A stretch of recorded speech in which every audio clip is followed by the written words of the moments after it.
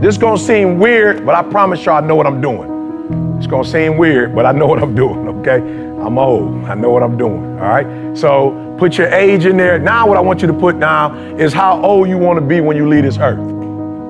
Now here's I don't care what religion, what politics, one thing we all know, we ain't gonna be here forever. There's one thing I can guarantee y'all, you won't be living like, you won't be here 150 years from now. I can guarantee you that. You won't be 150, you won't be here. So the real question is, how old are you? And then how long you want to be on this earth, right? Because here's why this is why this is important. Because if you know you're not gonna be here forever, then you're gonna treat how long you're gonna be here differently. So what happens sometimes when you're young, you think you're gonna be young forever. I feel you, I used to be there. I woke up this morning, I was 51 years old. I was like, man, I'm 51. My grandma, I went to go see my grandma, she's 91. I was like, man, I remember my grandma was in her 40s. My grandma 91. Now listen to me very closely. I'm not the don't say no to drugs dude, right? You make whatever decisions you want. You do whatever you want to do. I'm here to tell you though, that you're not gonna live forever. And so you have to decide then, if you're not gonna be here forever, what are your 20s gonna look like? What are your 30s gonna look like? What are your 40s gonna look like? Now, I'm from Chicago originally, grew up in Detroit. 90% of my boys are not living the way I'm living. They ain't no different than me. As a matter of fact, Bob should doggone be speaking to y'all right now, not me. Bob was the one that got me off the streets of Detroit. I was homeless, like for real, for real. I love rappers because rappers be in the studio doing that stuff. I love it, like making up stuff. I was homeless, like in abandoned buildings, homeless. Eating out of trash cans, homeless. Bob took me off the streets, brought me to church. I gave my life to Christ. That pastor helped me to get my GED. Then they sent me to college. Took me 12 years to get a 4-year degree because I played in school. I was in college, couldn't hardly read or write. But Bob should be here right now. But Bob is not here because me and Bob at 20, we started making different decisions. So here's what I want to tell you. I don't care what you say you want to be, what you want to do. And here's the crazy part about y'all age. Man, I'm so proud of y'all, like y'all the 1%ers. But the crazy part about it is, just because you got here don't mean your 30's gonna look like this. And your 40's gonna look like this. And your 50. I mean, I wish if you played in the NFL, I wish that whatever your best day was, your best year was, you could just like capture that and that'd be the rest of your life. But unfortunately, a lot of dudes made a lot of money who broke. Now I'm gonna just say MC Hammer, because that's my dude. $30 million wasted in. How you lose 30 mil in 1 year? Easy. You got the same mentality, like you hanging out with your homies and you trying to do right by your homies, but your homies eating up stuff, doing stuff, and now you broke and now you can't. Here's the crazy part about it. Most of the people who lost 30 million in 1 year, you don't get another year to make another 30 mil. Like, bro, wouldn't it be sweet if you had 30 and you wasted it and then you get a second shot and you get another 30? But for most people, that won't happen. So I'm not here to tell you anything but this. What do you want your life to look like? And many of you probably never even thought about it, but the cool thing about it, you got a phenomenal start, right? So I'm gonna walk through these slides real quick. I'm geeked, right? I'm geeked, why? Because I speak for a living. I'm geeked, y'all, I speak for a living. So what does that mean? This don't get old. I got something that I could, if I die at 70, I can continue to do this. At 80, I can continue to do this. The problem with football, you can't do this at 50. You can't play this game at 50. I don't care how sweet you are. The best of the best, I felt like, the best of the best was MJ. And MJ had to retire. And as a matter of fact, when MJ was with the Wizards, he didn't look like the bull MJ. He was just doing that because he was trying to own the team so he could make some money in basketball. So I'm telling you, this ain't forever. And when you're doing something that don't last forever, you gotta treat it differently. This don't last for 20. This don't last for 30. This might not even last for 10 for some of you. So you gotta take full advantage of every single Sunday. And you only get 16. Oh, I'm sorry, they added one. I apologize. I'm old school, like Billy Sims, old school. We're 16. So write down right now for me real quick. And maybe you're not gonna answer this right now, but what do I wanna be doing in my 30s, my 40s, my 50s, my 60s? And what you do today, every day when you walk in this joint, what you do today is gonna determine how you live at 30, at 40, at 50, at 60, and y'all got a head start, man. Whew. My mom had to work at Ford. She got pregnant with me at 17 years old. Mom had to work at Ford for 30 years. And she probably ain't make what some of y'all gonna make in 2 or 3 years in 30 years. So I'm proud of you. Whatever you had to do in high school, whatever you had to do in college, you did what you had to do and you got to this level. All I'm asking you is set the standard. Set the standard, right? Set the standard. I'm not, listen to me. You a grown man. I would dare tell you to set the standard, but set one though. Set a standard. Jamal, we just left from Dubai. They said, man, if you haven't been there, go. They set the standard, y'all. Like any place, let me tell you what I hate about Dubai. This is my second chance going. What I hate about Dubai is coming back to America. You go to Dubai and you come to the Four Seasons, garbage. The Four Seasons look like a doggone Holiday Inn Express. They got the 6 tallest buildings there. Everything they do, like they pick you up in the 740. The taxi cab driver is picking you up in the 745 Li. That's like over there, like the Lamborghini. My boy was like, he from Detroit. My boy was like, I wanna drive in a Lamborghini. My boy that brought me was like, what do you mean by that? He's like, I want to rent one. He said, you ain't got to rent one. I got one outside. He said, but then I want the Ferrari. He said, well, my wife got that one. I'll go pick that one up and bring it back for you so you can drive that one around.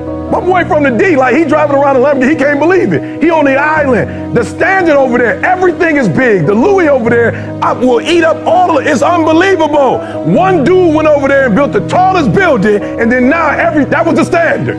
What's your standard? I don't care what it is, but what is your standard? I got some standards. I've been waking up at 3 o'clock in the morning and praying to God since I was 19 years old. That's a non-negotiable. Every morning at 3, I'm up. I'm the best in the world as a speaker, not because I'm the best, but I'm the best because every day I put God first. That's my standard. I don't care if I'm in Dubai, 3 o'clock. I don't care if I'm in Cali, 3 o'clock. I don't care if I'm down south, 3 o'clock. That's my standard. I've been married 31 years. I've only had sex with one woman my entire life. That's my standard. I'm not telling nobody else to do that, but my old dude wasn't in my life because he was running around having sex with everybody. I got siblings I don't even know. I just met my niece for the first time. She's 24 years old. So I'm like, I'm not doing what my dad did. My dad a high school dropout. I went and got my GED, then I got my 4-year degree, then I got my master's degree, then I got my PhD. And I ain't smart, but I set a standard so when my kids came in this world, they mama got a master's, they daddy got a PhD, they at least got to finish high school. I set a standard. Multi-millionaire as a speaker from the bottom up. I set a standard. I'm telling you, set a standard. Set a standard. You can't be no champion if you don't have a standard. And let me tell you something. The men who set a standard are always the ones who are champions. Set a standard, bro. I ain't never smoked a day in my life. All my boys smoke weed. That's my boys. I love them to life. I ain't tripping that they smoke. I just set a standard. My daddy was strung out on crack for 14 years. My uncles died of cirrhosis of the liver. I'm good on alcohol. I'm good on drugs. Why? It don't look like my family know how to handle it. I ain't mad at my boy Bob. He seemed like he know how to do it and get him to go to work. He went to school. He's smoking weed on his way to school. Still doing good on tests. But I had to set a personal standard that we're not doing that. Somebody hit me the other day. E, what you think about weed? Oh, why you asking what I think about E, what you think about? I said, listen to me, bro. I got a standard. He said, E, what's wrong? I love it, young boy. He about 21. E, what's wrong with? E, what's wrong with? E, what's wrong with? I said, bruh, I'm trying to be the next Martin Luther King. When you get to this level, you don't ask what's wrong with. You ask what's right with. I'm a champion. We as a champion, we ain't trying to cut corners. We ain't trying to see how much we can do and still be successful. I got a standard. I want to be the best. And I love Steph Curry. Steph said, making shots in workouts is no longer good enough. Put this down, finish. Write that down, type that to yourself, execute. Put that down, finish, execute. Let me tell you something, they treat people differently who execute. Nobody care what you're doing in practice. They don't got nothing to do with nothing. That don't count. Now, it don't count what you're doing in practice. It don't count. It don't count what you do first quarter, second quarter, third quarter. The most important quarter is the one you like where you won. Write that down. Finish. Effort is not good enough. Ain't nobody paying you for effort. You don't get paid for effort. You don't get paid for trying. Me and my wife went to Dubai because I execute. for free. I put up videos every single day. Ain't nobody paying me for the stuff I put up since 2006. I just put it up so when you wake up, you got something. And then in the afternoon, I give you something. And then when you drive it home, I give you something because you got to go back to your family. I want you to be pumped up when you go to your family. And guess what happened? You reap what you sow. We on our way to Dubai. My man said, we all was in Emirates, but you saw more was like a cap. I didn't know what it was. It was like a capsule me and my wife was in. They paid $30,000 for us airplane seats. I was scared. I'm like, I don't know if I want to go over here. My man paid 30 grand for the seats. I mean, he might be looking for me to come. I don't know what he looking for me to come over here and do. Got to the hotel executive. My wife said to me, do me a huge favor. She said, this man has spent almost $150,000 for you to come over here. I want to come back. When you get up there and speak, it better be the best speech you ever done in your life. Execute. My wife was like, execute. Like, I want to come back to Dubai. Whatever you said to make that man bring you over here, you say that and 3 times better. I want to come back. But this time I come back, I want my kids to come with me. I said, well, you going to put them in first class? She said, nope, they're going to be behind us. I said, well, that's 60 grand. She said, go speak like it. So do me a favor, set the standard. Steph Curry was one of the best of the best. His standard is making shots in workouts is no longer enough. Watch this. Set the standard, then raise the standard, then uphold the standard every single day. Now, some of you like, that's too much. Well, you're not going to be a champion. You're going up against other champions? You think you're going to get 50%? You think you're going to give 70%? You think you're going to give 80? I watch y'all. Y'all good, but you need to be great in this league too. You're real good at what you do, but some of you don't finish. You look good in the first. You look good in the second. But the fourth with the last 3 minutes, I can tell with the last 3. Listen to me. The real beast is the last 4 minutes. The real beast is when their legs give out. The real beast when they tired. The real beast find a way to pull something out when nobody else ain't got nothing.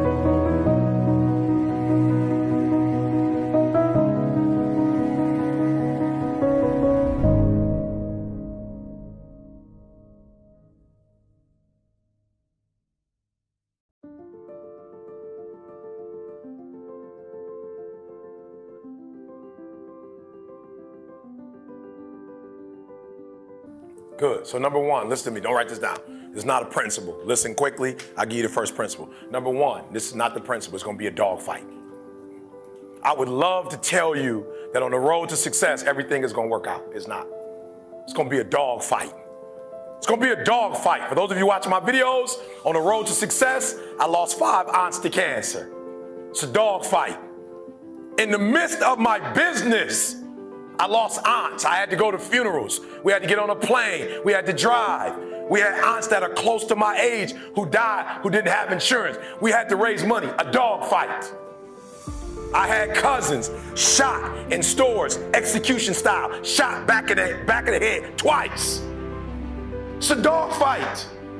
Like, you don't see that on YouTube. You don't see that on my TGI. It's a dog fight. My wife, 3 years ago, 7 legions found on her brain. It's a dog fight. It hadn't been easy. It's a dog fight. The road hadn't been success. Like, it's just a paved road, and like E.T. go this way. It's been rough. It's been crooked. It's been hard.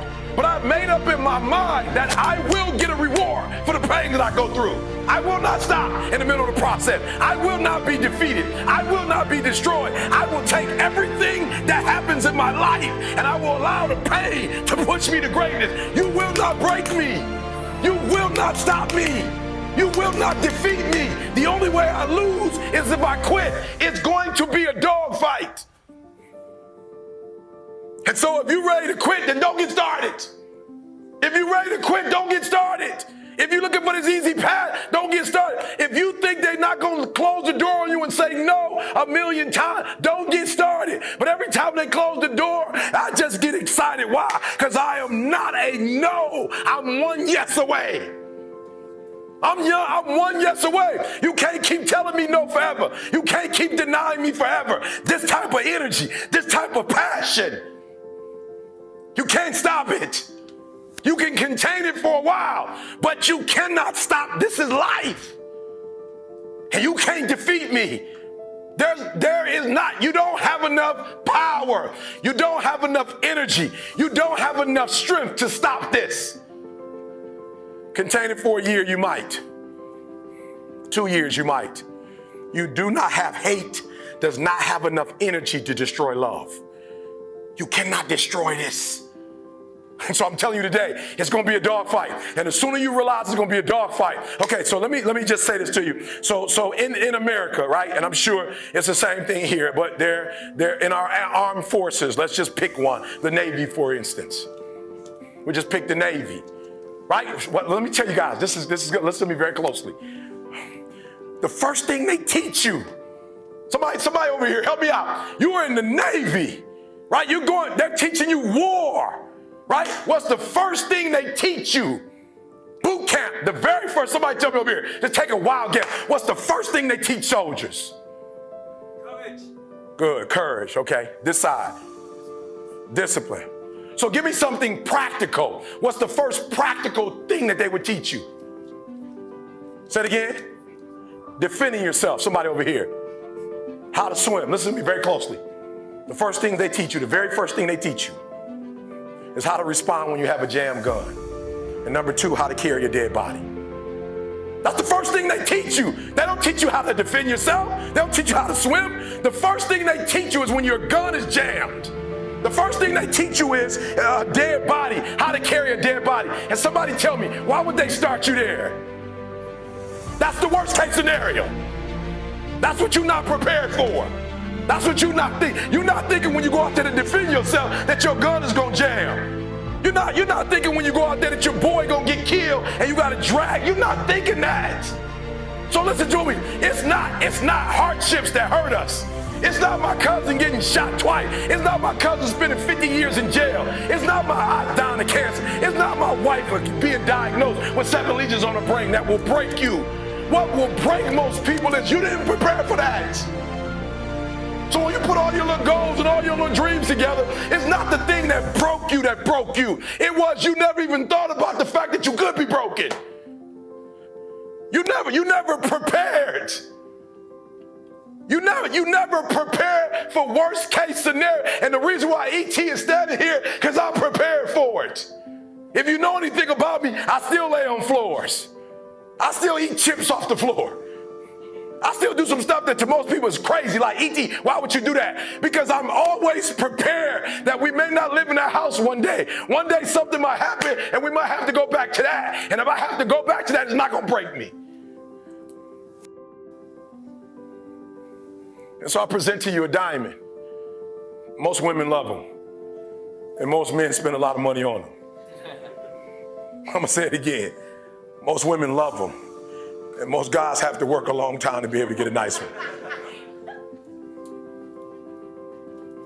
The thing we covet the most, and for a diamond to be produced, it must first go through extreme heat.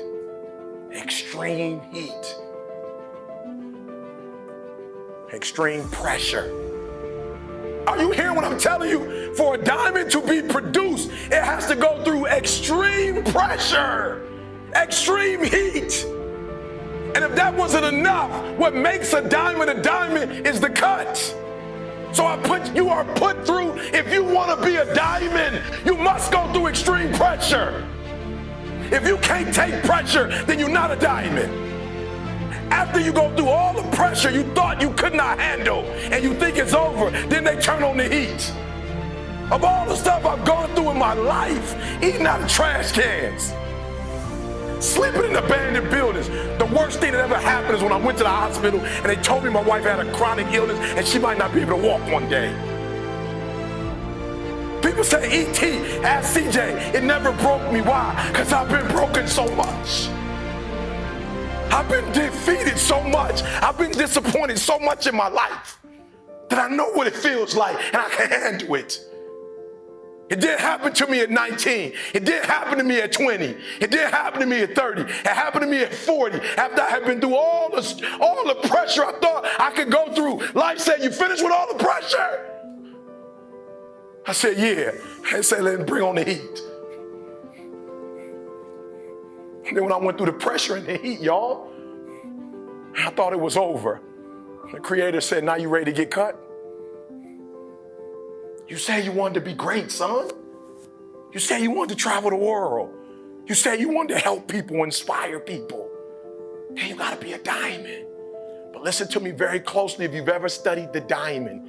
Once it goes through that type of pressure and it finally becomes a diamond, at that point you can't break it no more. Are you hearing what I'm telling you? Once you get to that point, you cannot be broken anymore. And the only way they can tell if a diamond is a diamond or if it's fake is by applying pressure is how they tell. They'll just look at it. You think you just look in the thing, like I looked in the thing. They'll just bring it here, bah, put it on some glass. Bah, okay, it's real. So I'm being honest with you. I'm not giving you the 7 principles I'm trying to tell you the very first thing I want to tell you before we go through the principles. It's going to be a dog fight. And if you soft, this ain't you want to get out now. This is where you like, I quit. But if you're willing to say, I'm not going to quit, I guarantee you whatever success you want to have, you're going to have it. All right, so here's number 1. I apologize. It took a long time to get to number 1. Number 1, Denzel Washington, you must be very intentional and deliberate. You must be very intentional and deliberate. The stuff that you wrote down on that piece of paper is not going to happen by osmosis. You're not going to wake up one day and find a law degree. You're not just going to walk out of your house, oh, there it is with my name on it. I'm a doctor now. It suddenly appeared. It's not going to work like that. If you're married, it's not going. If you're married, I promise you, I've been married over 26 years. If you're going to have a good relationship, you're going to have to work for it. If you have a business, you're going to have to work for it. If you have a healthy relationship with your children, but I've made up in my mind that nothing's going to stop us from having a daily relationship. I will do whatever it takes, make whatever adjustments I need to make. So it's going to be a dog fight, but I'm telling you from personal experience, you don't have to start with anything. I'm a living example. You don't have to have anything to get started, not even a daddy. No, I'm being real with you. Not a bank account, not a name, not a camera. We didn't have a camera when we first started. Not even business cards. We still don't have business cards. People say, how are you so successful without business cards? I don't know. We just say, here, take our number down. If you're serious, just here. Here's my number, call me. So number 1, you need to be very intentional and deliberate. I'm gonna give you 3, 4 things, I'm letting you go. The first one is you need to be very intentional and deliberate. And what I mean by very intentional and deliberate is, please, you have to hear this. I believe in rugby that both teams are professionals, correct? Listen to me, both teams are professional. Both guys have, started young and are all physically able to play the game. But what happens is you have one team that's good in spurts. You have another team that's dominant. Come on, hear what I'm telling you. When I say I need you to be intentional and deliberate, hear me, I want to paint the picture. You have one team that has the ability to score. They have the ability to do well. They have the ability to score on the opponent. What their challenge is that they can't do it, they can't sustain it. The teams that are dominant, all black, dominant, because they can do it from beginning to end. Right, listen to me, and they can do it team after team after team, right? They can do it over and over and over. They dominate because they put pressure on you from the time you start to the very end. Like, even when they're up, they continue to dominate. And your problem is you're not intentional and deliberate. You wake up on Monday and you might be strong, but by Wednesday, somebody told me, E.T., it's Wednesday, it's hump day. I said, I thought every day was hump day. It's hump day. I thought Sunday was hump day. I thought Sunday is where you really get started. Are you hearing what I'm telling you? You're not intentional and deliberate. You are hoping that the best is going to happen to you, and the best never happens to you. Listen to me very closely. As a Christian, I remember going to God and crying out and saying, I'm doing all the right stuff. I'm doing all the right stuff. I'm not hurting nobody. I'm finding folks' wallet, and I'm finding a way to get their wallet back. I'm not disrespecting females. Like, I'm trying to do all the right stuff. Why am I broke? And God said, being a good person, son, has nothing to do with making money. That's absolutely, you're a good person and you're going to be rewarded for that. Ask CJ, I can lose my computer and somebody's going to send it back to me. I lose stuff all the time. I'm like, all right, I'm not going to lose people, but I'll lose stuff. It's like, it's not that deep. Listen to me. I'll leave money I'll leave money, not even in a wallet, just money sitting there. And I'll come back and somebody says, did you lose some money? I'm like, it didn't even have my name on it. Like, I'm being honest. The Beats by Dre, I left them on the plane the other day, did some work, came back. I just randomly walked up to 48, exit gate 48, randomly just walked up and said, I lost some headphones. And he said, oh, are they black with red? I said, yeah. He said, I think that they're down in the security. I'm like, security? That's 2 miles from here. I got to catch a plane in another 15 minutes. He said, oh, I'm sorry. What's your name? I said, Eric Thomas. He said, oh, they're right here. We're talking about in Los Angeles, California. I randomly walk up to a gate and this guy just happens to have my... So God said to me, good stuff is always going to happen because you're doing good stuff. Money's not going to come to you because you're not doing money stuff. Come on, you got to hear what I'm telling you. He said you got to be intentional and deliberate about money stuff. You got to create a product that people need, and you got to give it to them regularly. Like, thank God on Monday for the last 8 years. You just got to keep giving it to them. And the first year, nothing. The second year, nothing. The third year, a little something. The fourth year, a little bit more. By the fifth year, boom, you're a household name. You got to be intentional and deliberate, whether you're making money or not making money. You got to decide that you're going to do something, and you got to do it every Monday, every Tuesday, every Wednesday, every Thursday. The problem with some of you in this room, you're not intentional and deliberate. You're a good person that just hopes the good stuff is going to happen to you. So you need to be on Facebook, because Facebook, they're not just good people. They do the analytics and tell you who's watching your stuff and who's not watching it.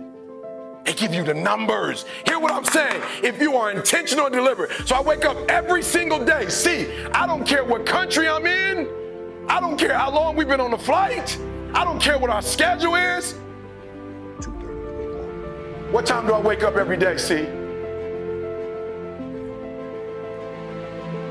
Okay, when we were in Poland, what time did I wake up? Okay, what about England? What about Australia?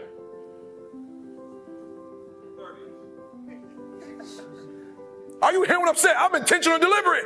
I don't care what time zone we on. I just sent my family the time. I'm in New Zealand.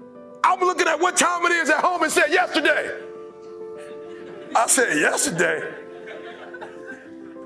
I like this. I need to be a betting man. I said it's yesterday? Negative 18 hours. I'm still getting up at the exact same time. CJ, did we work out since we've been here? We just finished working out. How long did I run on the treadmill? Nothing changes. Nothing changes, guys. I'm very intentional. And some of you could be you'd be so much better if you just didn't leave things a chance. Eric, what are you saying? I thought you were a man of faith. I am. Faith without works is dead.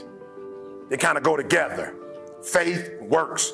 Not one of them by themselves don't work magically. You can't work your way to it. You can't faith your way to it. It's a beautiful blend of faith. I believe the plane is going to land in Australia, but I still got to get on it. Of faith, I believe that people are going to show up. Like, we're taking a chance. We don't know if people are going to register and come. We're here. We're in Melbourne. We're in Brisbane. We're in Perth. We're in Sydney. We don't know that people are going. I brought my wife. If I crash with my wife, that's it for our leg. Are you hearing what I'm telling you? So faith is great. We believe we're going to get here. We believe things are going to work out. But I still got to get on the plane. I still got to land.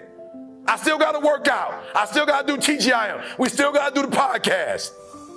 Like, nothing changes because I'm in a different country and I'm in today or tomorrow. I'm literally in tomorrow right now. Need you to write this down. How can you be more intentional and deliberate about your life? And when you get home, you're going to answer it for me. All right, 2 more things. I'm going to let you guys get out of here, I promise. I need you to be intentional and deliberate. Do we do the podcast at a different time every week? Same time. Do we do Thank God It's Monday on Wednesday?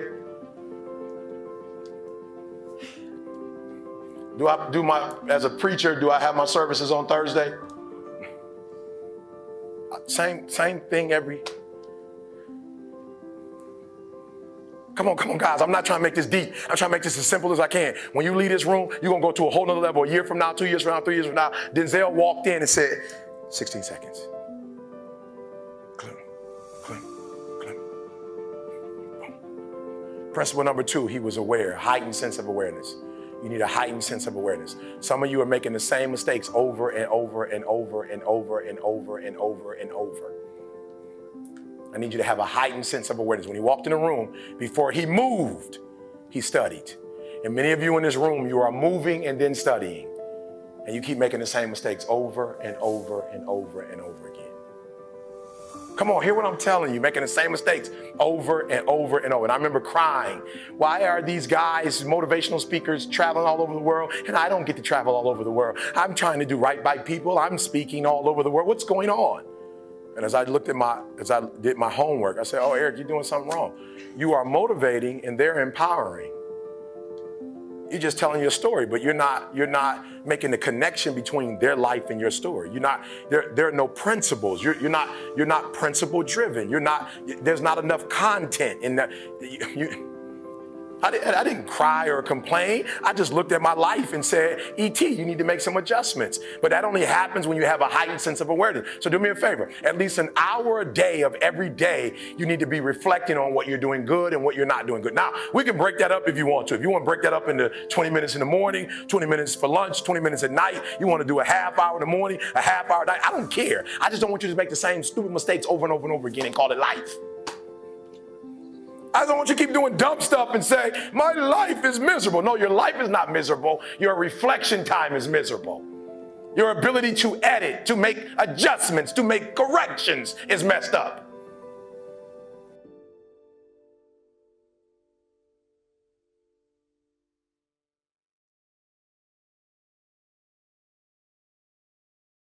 Do you know being in that room with Warren Buffett, if I would have never been in that room with Warren Buffett, I would have never thought I could be a billionaire. When I left that room, I heard God tell me, I didn't bring you in that room so you could take pictures. I didn't bring you in that room so you could say you met Warren Buffett. I brought you amongst billionaires because you're the next one.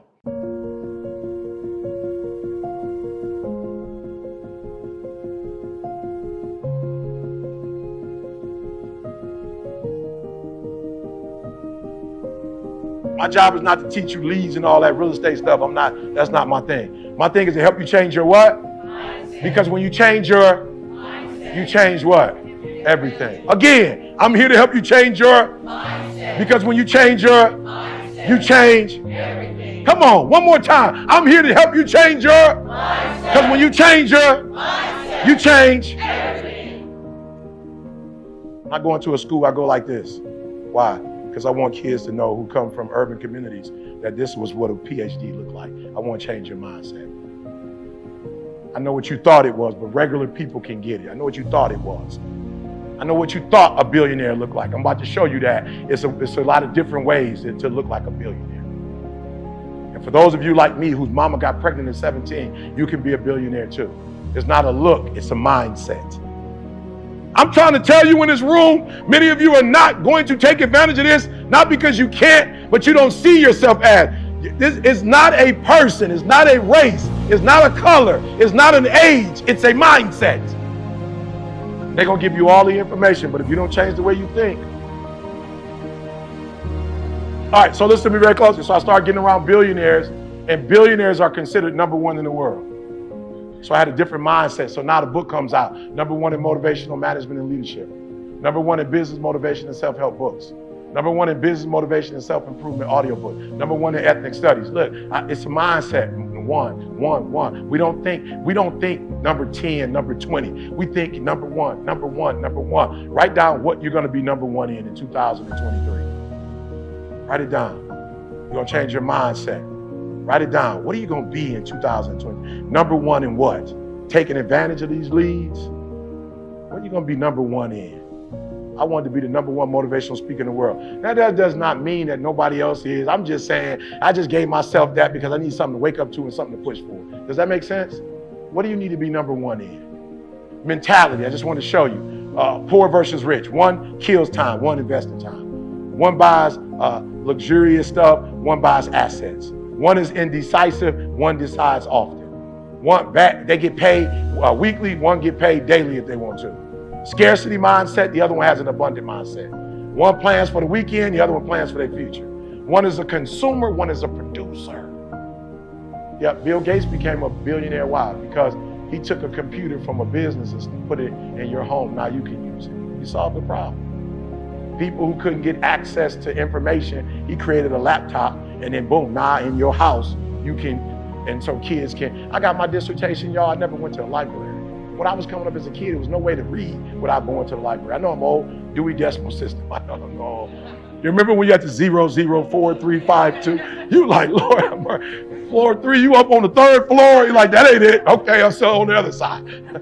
Right? Remember when you used to copy and you could never get the middle part? You got to figure out what the middle word said. You couldn't quite open the book and get that. Now you don't have to do that no more. You just go online, boom.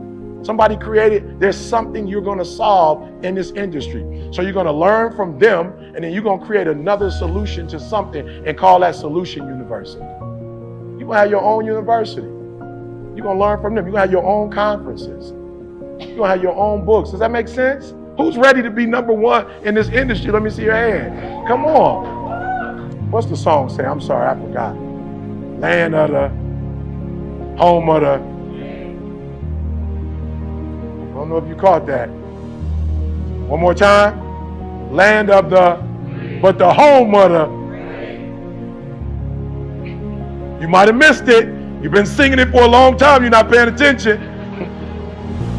It is definitely the land of the, but it's only the home of the. The American dream is real, but they're not passing it out. They're not giving it away. It's real, but you got to go get it. All right, do me a favor. Let's go. Stop complaining. You don't have time. 168 hours per week, 48 hours at work, 7 hours at the gym, 56 hours of sleep, 65 hours left. You do all of this right here. You still got 65 hours left. Act today. Use your time wisely. Mental toughness is about what you do when you're under stress and you're under pressure.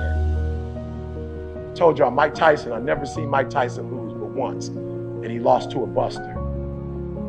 Imagine Mike Tyson, your first loss is to a buster. I want to lose to Zeus, Hercules. You know what I'm saying? Hey, I got beat by Hercules. Can't nobody say nothing about that. But you got beat by a buster, and that buster never won another fight. But you know why Buster beat Mike Tyson?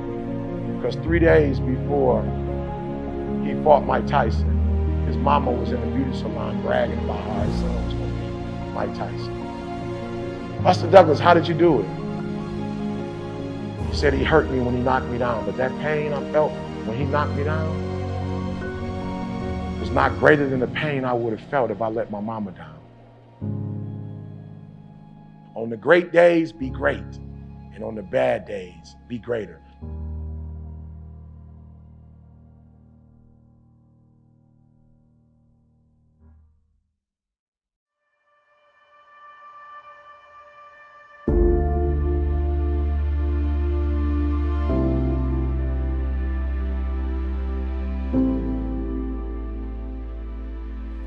I just want you to do me a huge favor, because this is a serious moment for me, and what makes this moment serious for me is that I'm sitting in a room of people who have the ability to make their dreams become a reality. And we live at a time and live in a country where we can make that dream a reality. And you have to understand that there are times that I speak, for instance, in prisons. And I'm talking to individuals who will spend the rest of their lives in prison, and they don't have options. They don't have a lot of choice. That what I do when I come in is I provide a sense of hope, and I provide some inspiration, but I'm not able to help them to bring about the change that they want to see happen. And I'm so excited to be in this room because the words that I say in this moment can fuel the rest of your life. Right, so I'm so excited. Like, for me, this isn't I won't ask you for anything over the next hour other than the things that are going to take you to the next level. But I'm excited because when I leave, I literally have, we may never see each other again, but I have the ability when you walk out of this room to make you operate in a way you've never operated before. And once you do that, because I know if you're in this room, I know there's something special about you, that once you leave this room and you go from 70 to 120%, There are going to be some things that happen in your life that didn't happen before, not because you didn't have the ability. So this is not an ability room. Like we're not talking about ability. We're talking about activating this greatness that's in us. Your abilities are your abilities. I'm not going to be able to help you to do anything that you do better. Like I'm not going to be able to give you a gift that you don't have. But what I will be able to do is help you today operate in a way you've never operated before. Right? I will help you to operate in a way you've never operated before. I'm going to help you to do some things that you've never done in your life before, and as a result, you're going to be able to go to a whole new level. So we have to start here. We have to start here. Just write down those things, 1 or 2 or 3 things that you have to desperately get done before this year ends. It's desperation. I don't have a choice. I don't have an option. You got to get that done. Got it. Like, I just want you, and I'm not talking about stuff that's kind of important. I'm talking about the stuff that has got it, the ball's dropping and you can't keep talking about it. Like, you will not be able to rest if you didn't get this done. I want you to write that down. I want you to write that. That's where we're starting. I want you to write that down. E.T., like, I got to get this done, E. Like, E, this is no option. This is not like a vacation. This is not, just making a couple more dollars for the sake of buying a car, a house. Like, E, this is some life and death stuff. E, like, this is some change the trajectory of my life stuff. E, this is like, it's gonna put me in a place like where I'm just gonna be able to get to that place that I've been trying to get to. I want you to write that down. And it was, look guys, I'm being honest, it was like random. It was like just totally random. It was out of nowhere. It was the Christmas holiday. And Carl, our videographer, had his family over, and at that time, we lived around the corner from each other. Now we live on the same block. Random, right? Christmas was over. We're just going to the house, just eating dinner. It just was a random night. And somehow we got to talking, and Carl's wife is from Barbados, and she didn't have citizenship. So unfortunately, she was in the States without citizenship, and so she had to stay in school in order to eventually get her citizenship. So she did her master's degree, and she was in her PhD, and it was weird. It was just like, yo, E.T., I don't know how it happened, but it was like, yo, E.T., my wife is going to get her degree before you get yours. Right? I'm an American citizen. Like, I had already been in the program for a few years, and it was, I don't know, but have you ever heard, like, when it's your time? Like, it's that moment. It's like, enough is enough. I can't tell you. People have asked me before, Eric, when you get your PhD? I'm like, I'll get it done. E.T., how far are you in the process? Finish all my coursework. I just got to write the dissertation. But it was something about that night that was different. It was almost the end of the year. And I remember Carl, listen to me very closely, guys. I'm being real with you. I didn't even have a conversation with Carl. Like, we never even talked about it afterwards. I never said anything to him about it, but I felt this guilt. I felt like this embarrassment. Like, and for real, he wasn't like speaking directly to me. He was just saying, hey, E, I think my wife's probably gonna finish her degree before you finish yours. And I'm talking about like it pierced. And I just remember like we were talking afterwards and I didn't hear anything. Like, bro, have you ever been in a conversation and it just shifts and somebody's talking to you and like you can't hear the words that are coming out of their mouth? I didn't hear anything he said. I just kept it like, E, when are you gonna get this done, E? Like, yo, E, are you ever going to finish this? And it's not about a degree, but are you ever going to finish this? Like, are you going to get it done? And I remember excusing myself, like, all right, Carl, hey, great time. Love you guys. Gotta go. Gotta get up in the morning. And I'm telling you guys, it's not even a 5-minute walk, and it felt like an hour. All I could think about when I was going home was like, enough is enough. Like, I'm through. I'm gonna get this done. Okay, just help me out. You're in the room. You ever had that enough is enough moment? Raise your hand for me. You had that enough is enough moment, right? So I need you to be there. Like the next 30, 40 minutes, I need you in that space. That enough is enough. I'm not dumb, like I can get a PhD. Has nothing to do with that. It has everything to do with the fact that I just didn't say, all right, this is the year. Right? And so that thing you wrote down, I need you to do me a huge favor. I don't know if you have a pen or a piece of paper. I don't even know if you can do this on your phone, but I want you to kind of put a year next to that for me. Put a year. I want you to just put a year on that for me. Like, don't do it for me. A real number. Just give me like a real solid number, right? And I remember saying to myself, Like, yo, if we come back next year for Christmas and your family's here, I remember saying to myself, we come back this time next year, I'm gonna be Dr. Thomas. We come back to your house next year. As a matter of fact, I will pay for your parents to come. Like, I want to reinvent this whole scenario again next year. Like, I want everybody here. Let's do the same meal. Let's sing the same songs. Let's Twilight Zone this thing out. I want it to be exactly like it was, except for this time, I want you to say Dr. Thomas. Like, this is going on in my mind. I'm not having a conversation with anybody. And I'm saying, like, this is it, guys. This is it. And so I put a date on it. I put a date. I said 2015. 2015, we're not going to have this conversation. 2015, this time next year, I'm finished. It's done, right? Good. So now I need you to do me a favor. I need you to put a month next to it. Yeah, I need you to put a month next to it now. You got January all the way to December. I need you to put a month on it for me. Give me a month. Yeah, I need you to put a month on it for me, right? Right now, as you're writing the month down, what I want you to think about is, okay, so write this down too. I'm sorry. I know you came to listen, not do a lot of writing. I apologize, but I really need this. I really need this. I really need this. I really need this. I need you to write down 3 people you love next to those goals. 3 people you love. Just 3 people. Right? Give me the name. Write the names down. I don't put son, mom, or give it to me, give it to me, give it to me, give it to me, right? Write their names down. Now, this is what I need you to think about. What I need you to think about is how this goal or these goals will revolutionize their lives.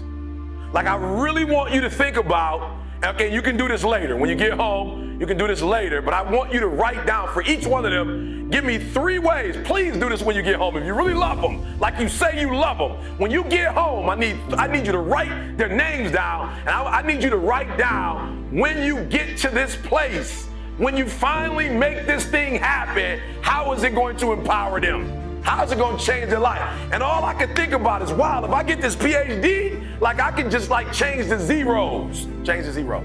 Like, I just remember thinking, like, there were doors that were closed to me in the United States of America, right? Because of the nationality that I come from or the part of town that I come from. And I specifically remember people picking other people over me for speaking engagements that weren't as good as I was.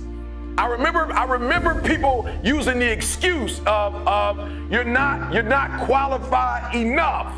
And I remember the PhD, we're gonna solve all of that. Like, no more ET ain't qualified, no more like we're gonna pick this bird over this bird. Like, no, this PhD is going to open doors for me that were once closed, which means it's gonna open doors for my daughter, which means it's gonna open doors for my wife, which means it's gonna open doors for my mother, which means it's gonna open doors for CJ, which means it's gonna open doors for Carl.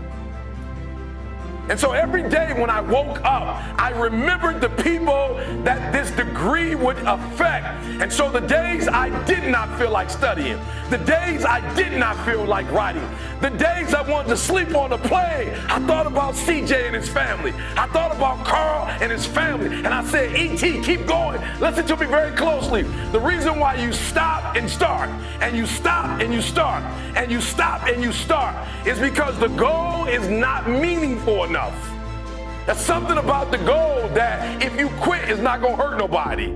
If you quit, it's not gonna change nothing. If you quit, it's not that deep. Look, this is what I need you to do. So immediately when I left that house and I made up in my mind that I was going to get the PhD, I remember immediately doing a TGIM saying, all right, it's over. It's over. A year from now, I will be Dr. Thomas. And I just didn't speak it into the atmosphere. I spoke it to people who would hold me accountable. Write it down. Write it down. Who's going to hold you accountable? Who's going to hold you accountable? Who's that person? Who's that person? And some of you have been a part of the real estate program. Some of you just come to hear me. When you leave, I need you to call that person, that guy, that young lady, that mother or that father. Like, I need you to call that person and say, yo, I got to do these 3 things before this month and before, and this is who I'm doing it for, and this is why So just somebody real quick over here, because we gotta make this real. Somebody over here real quick, we gotta make this real. Somebody tell me, who's that person you're calling over here? Who's that person you're calling? Who's that person that on this side, that person who's gonna hold you accountable? Who's that person? You've identified that person. I need you to raise your hand for me. Tell me who that person is. Yes, sir, who's that person? Good, good. Look, I need you to hear me. Here's the last step and we moving forward. The last step is I need you to identify that person. And I identified that person. After I went on YouTube and said, hey guys, I'm marching. Matter of fact, I turned it into an event. Listen to me very closely. I rented out a space.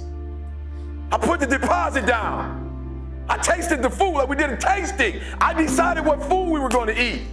The linen, we had to decide what linen. This is 8 months before I even graduated.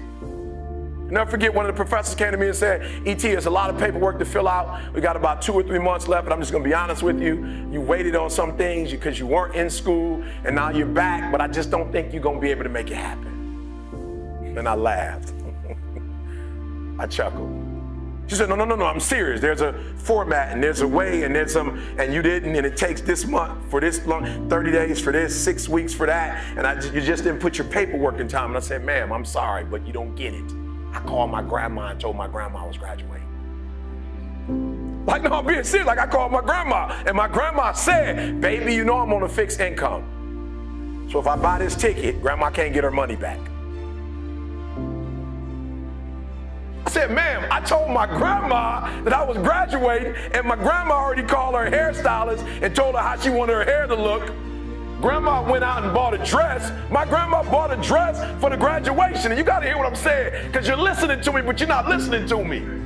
Listen to what I'm trying to tell y'all. I'm being real with y'all. My biological father wasn't in my life. Hear what I'm saying? My mother hid from me who my biological father was, yet my grandmother's always been in my life. That don't go together. My grandmother said to my mother, if you want to hide the identity of his father, that's cool, but you can't take my grandson from me. And so ever since I've been a kid, my grandma been to everything. She's never missed anything. And when my grandma called, she said, you better make sure you graduate, baby, because I'm coming. And so what I'm trying to tell you is, I didn't get the degree to get the degree. I got the degree because I called my grandma. I'm trying to tell you the reason why you're not doing it is not because you don't have what it takes to do it, not because you don't have the ability to do it, but whatever it is you say you're going to do, the meaning is not strong enough. Somehow the meaning is not strong enough. You've not put enough value in it. You don't have enough skin in it. You played around with it so much that you don't have nothing to lose if you don't do it. What I'm telling you is, you got to create the type of scenarios, not the goal, the type of scenarios that if it doesn't work, you lose everything. And because you cannot lose everything, you got to make it happen. Glenn came all the way from Australia. You can't plan your graduation in 2 weeks. You can't buy a ticket from Australia and then call somebody and say, Glenn's not going to happen now. Was that a refundable? Did you get a refundable ticket? So I need you to put some value, because if you put 120% value in it, 120% meaning in it, and you get 120% accountability on it, every single goal you write down is going to happen.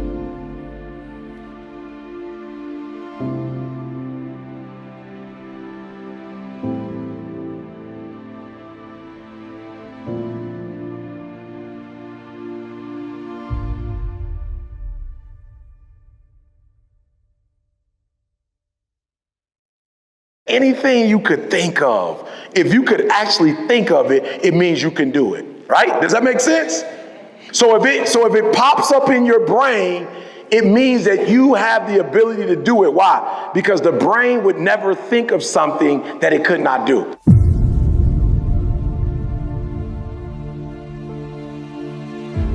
So I had this young man come to me the other day. He was kind of discouraged a little bit. You know, I've been mentoring him. He comes by my office and we spend time together. You know, I could tell he was discouraged. I said, what's wrong? He said, man, my dreams are too big. E.T., you think my dreams are too big, E.T.? I said, why you say that? And I could tell he was talking to a parent. right? Or he was talking to a mentor, right? Whoever he was talking to, you know, I understood what they were trying to say, but I said to him, absolutely not. There is no dream that's too big. There is nothing that you could think of in your head that you can't do. I said, but here's the problem though, all right? They shouldn't have told you that, right? How many of you guys believe in this room that if you dream it, that if you think of it in your mind, that you actually have the ability someday to make whatever you see in your mind become a reality? Let me see your hands. Good. I love it. I don't care what it is. You want to play basketball? I don't care. You want to go to the moon? Like, I don't care what it is. Your dreams are never too big. Say that with me. My dreams are never too big because they're my dreams. And I can do it. Come on. I can do it. I can be it. I can have it. Come on. I can do it. I can be it. I can have it. No dreams too big for me. Come on, no dreams too big for me. Again, no dream is too big for me. Come on, no dream is too big for you. All right, but here's what you got to do. So I told him, I said, do me a favor, keep dreaming. As a matter of fact, I'm asking you to write for a reason. So you wrote it in your phone, but when you get home, I want you to be a huge favor. I want you to go write it. Right? I want you to write it if you have a wall at home, like a whiteboard at home. If you don't, go buy one. You got a sheet of paper, right? Put the paper up on the wall. I want you to write it. Why? Because when you write it down and your eyes see it, you can do it. And listen to me. I believe this with all my heart. I literally flew from Detroit to Kansas today. I flew, guys. Watch this. 200 years ago, people said only birds could what? Come on, I'm just being real. 200 years ago, they said only birds could fly. No, a human wasn't meant to fly. Now, not only are we flying, we watching TV. We watching TV in first class. They making meals, right? In some planes, you could lay down. I went to Dubai a few months ago, and the seat that I sat in, it was like a living room, a big old 30-something inch TV. They're bringing people steak and duck and all wine and all kind of sweets and snacks, everything. You could use your cell phone. Imagine that. They said we couldn't fly. Now we texting while we flying. So no dream is too big. Come on, no dream is too big. Come on, no dream is too big. I can do it. I can have it. Come on, I can do it. I can have it. I can be it. It's only one person that's going to stop you, and that's you. I need you to understand that. It's only one person that's going to stop you. All right. So what I said to the young man was, your dreams are not too big, but you got to make different decisions. Does that make sense? So I want to show y'all something real quick. Can I see the book? I want to show y'all something. I know you guys at some point you're going to get the book, all right? At some point you're going to get the book, all right? The UOU book, right? At some point you're going to get it, all right? CJ and I said 2 years ago, please write this down. This is not even a part of my message, but write this down. Never let a good crisis go to waste. Write that down. Never let a good crisis go to waste. And so when COVID struck, instead of cry and get upset, I made a decision, right? I made a decision. I made a what? Listen to me very closely. In order to make your dreams and goals become a reality, you have to make different decisions. See, the only reason your dreams aren't happening now is two reasons. It's too early, right? It's too early. What do I mean when I say it's too early? Okay, so if you're in high school, you can't play in the NBA, right? It's too early. It's not time yet. And a lot of you struggle with that. A lot of young people, you struggle because you got these big dreams and these big goals and you want them to happen right now. You want them to happen today, right? Look, you got the rest of your life to live. So what would happen if all your dreams became a reality when you was 15? You got 65 more years to live, 70 more years to live, 80 more years to live. My grandma just passed, they both were in their 90s. So if you're 15 years old, you got 80 years left. Are you hearing me? You can't make all your dreams become a reality in one day or in 1 year, right? So say this with me. It takes 21 years to be 21 years old. You can't make yourself 21 at 15. I don't care how much, how much milk you drink, right? How much exercise you do. It doesn't matter. It takes 21 years to be 21 years old. And there's nothing I can do to speed up the process. So the number one thing I think that kids do wrong is not that you have these big dreams and these big goals, is that you have these big dreams and big goals and you're rushing it. Take your time. Take your time. Take your time. All right? It's going to happen. All right? There's some things that are happening for me right now that I'm grateful it didn't happen 30 years ago. All right. So number one, the D is for good. So the first thing I need you to do is I need you to be a great decision maker. And if you're a great decision maker, all your dreams are going to become a reality. All right, so we decided that we were going to write a book during COVID. Why? Because one of the worst things that ever happened to me happened during COVID. But one of the things that you have to learn how to do is not focus on the negative all the time. You've got to learn to see the good in everything that could be negative. Say it with me. I will learn to see the good in every lesson. Come on. I will learn to see the good in every lesson. For in every lesson, there's a blessing. Come on. For every lesson, there's a blessing. So I got hit hard when COVID hit. I had never heard of the term social distancing. I was like, what's that? It was like, it's about to tear up your career. That's what it is. I said, what does it mean exactly? It said that you will never be able to, and we didn't know for how long, speak in crowd. This is how I make my money. Alabama football, Kansas, I work Kansas. Kansas State, I work with Michigan State. Like I go in the locker room, I go to colleges and talk to kids. And for over 18 months, I couldn't go on the road and speak. So I made a decision. I made a what? I made a decision to see the blessing in the lesson. Say there's a blessing in the lesson. Come on, there's a blessing in the lesson. And so it hit me. You can't go speak.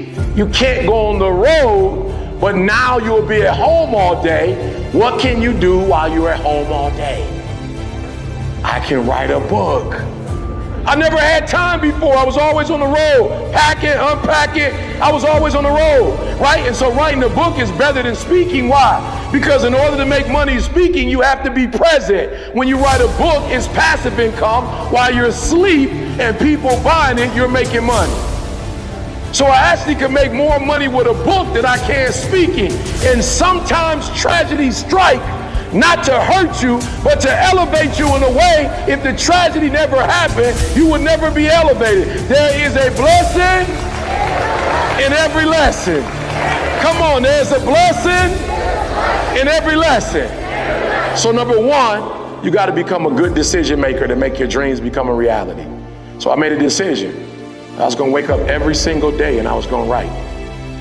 I was going to wake up every single day. Do me a favor, in your phone right now, I want you to write down good decisions, bad decisions. All right? Good decisions, bad decisions. I want you to write that down. Good decisions, say it with me, good decisions, bad decisions. So let me just say this to you and I want to make this clear. Right? I remember, years ago, we used to say when we was kids, somebody would say, well, that person is middle-aged, that person is old, right? You can't say that anymore. Why? Because of the decisions that a lot of us are making now. There are kids who are 17 and 18 who are old. Why? Because they're not going to make it to 19. So they're seniors. Like that's it. They're 19, 20, they're making some bad decisions. They're not going to make it to 21. So they're actually a senior citizen at 15. Because they don't have but 3 or 4 years left to go. Does that make sense? Because they made what kind of decisions? Bad decisions. So here's what I want you to do for me. I want you to ask yourself every single day, are the decisions I'm making good? Because if you're a good decision maker, it means you are guaranteed to make your dreams become a reality. I told you my goal was to write a book and make what list? New York Times bestsellers list. In week 1, we made it. Why? Because of the decisions we made. There was a whole lot of decisions that it took to get here. And so in order for you to make your dreams and goals become a reality, you got to be a great decision maker. Does that make sense? And listen to me, every outcome you get. I had an uncle who died of cirrhosis of the liver. It didn't happen by accident. It didn't happen by accident. He died maybe 50, 60. It wasn't by accident. How do you die of cirrhosis of the liver? What, for the most part, what happens? Somebody said drinking what? You're not drinking water. You're not drinking water. Like listen to me very closely. You don't drink a gallon of water a day, and then 15, 20 years later, the doctor calls you and says you got cirrhosis of the liver. What happened? You drinking too much water. You drank the water and it just messed up your liver. As a matter of fact, if you drink a gallon of water a day, your organs are going to be cleansed and your blood is going to be pure. Does it make sense? But when you drink alcohol, I'm not telling you to drink or not to drink. I'm saying it's a decision, and certain outcomes come with decisions. So I'm not telling you don't drink. I'm not telling you don't smoke. You grown. You do whatever you want to do. But I'm telling you, with every decision comes a result. With every decision there comes an outcome. You don't have to eat vegetables if you don't want to, but I promise you, your body's going to, at some point, tell you you're not eating vegetables. Does that make sense? So number one, we're going to become what kind of decision makers? Good decision makers. And then hopefully we're going to get to a time in our lives where we become what kind of decision makers? Great decision makers. And then one day I'm hoping that we elite. So this book, almost 300 pages, the New York Times bestseller, the LA Times bestseller, USA Today, that didn't happen because I'm a genius. It happened because of some decisions I made. Is that clear? Look, if we don't do anything else, if you walk out of this room today, you owe you to make good decisions. Because when you make bad decisions, you destroy you. You're killing you. You're destroying you. And I told you, you live in a country that if you make good decisions, you reap the benefits of it.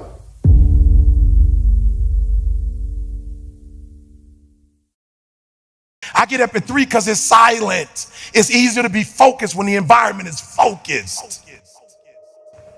So a lot of you don't have, be honest. We're not playing no games here.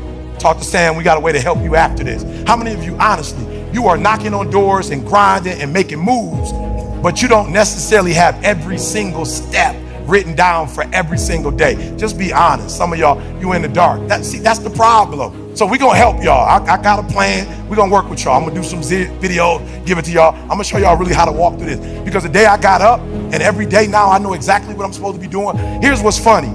Most of you wake up and you try to make money. Listen to me. If you would make you, money would come to you. Okay, you missed that whole thing I just said. If you would make you a better person, you'd make more money. Now, watch what I do. The way people spend their money or treat their money is how I treat my time. All right, let me explain what I mean to you. I make sure that every single day in that 24-hour period that I'm getting a whole bunch of wins. So I'm supposed to be doing this at this time, doing this at this time, doing this at this time, doing this at this time. The problem with most of you waking up and you worshiping money. Man, I was in the back with Cole. Cole was like, I got this opportunity for you. I got this opportunity. I got this opportunity. When you become number one, you have to chase opportunities. So I became number one, not meaning I'm better than nobody else. It means I just mastered my craft to the point that I know what I do that don't nobody else do. I know what Tony Robbins do. I know what Les Brown does. I know exactly what they do. And so I'm not trying to do what they do because I'm not trying to compete with them. I know that I have a way of doing in this industry what nobody else does. And I've picked out in this industry, I've crafted out my own room. And your problem is you at 50% knocking on doors trying to get the result, somebody at 100%. And you wondering why it ain't working. Because while you're doing what they're doing, you're not who they are. So why do I put more emphasis on time than I put on money? Because they print money. They don't print time. No, I'm gonna say it one more time. You are worshiping the thing that they make every day. They don't make time every day. Ain't nobody printing time. I ain't met them yet. I ain't met no billionaire. I ain't met no trillionaire. I ain't met no institution. I ain't met no company. I ain't met nobody printing money. I ain't met nobody that say, bruh, give me $500,000, I can give you 10 more years on your life. Matter of fact, throw in 2.5 mil, and I can make sure your health is straight. There's famous people died from COVID. There's celebrities that died from COVID. So why are you spending more time on the thing they print every day than the thing, you know why? Because you're not developed and you following other people. When you understand that the real thing is time and you ain't got a lot of it, you start focusing on your time, and when you get your time right, money will come. I just had to tell Cole, no, I ain't gonna be there. Why? Because I'm gonna be in Dubai. Somebody said, you going for vacation? Yeah, they gonna pay me to fly there. Emirates, the big boy, the $15,000, 2 of them for me and my wife, the hotel free for over a week. And so, yep, I'm gonna speak one day, and then the rest of the time is me and my wife. I just left in November. Some people go to Dubai once every 10 years. I'm going every other month. Why? When you master yourself, you put yourself in a position that a lot of people can't do what you do, and then you become rare. And diamonds are rare. That's why they cost so much. If you would become rare, you just like everybody else. You look just like, you act just like, you just like everybody else. When you become you and you become rare, you become a... Those who have a why can bear almost any how. How did I become number one in the world? Found out my wife had multiple sclerosis. And they told my wife, listen to me, y'all, my wife's so beast mode. They told my wife she had MS, and she's like, bet. Then they told her she had to quit her job, and tear came out of her eye. The doctor said, you don't have insurance? She said, yeah, I got insurance.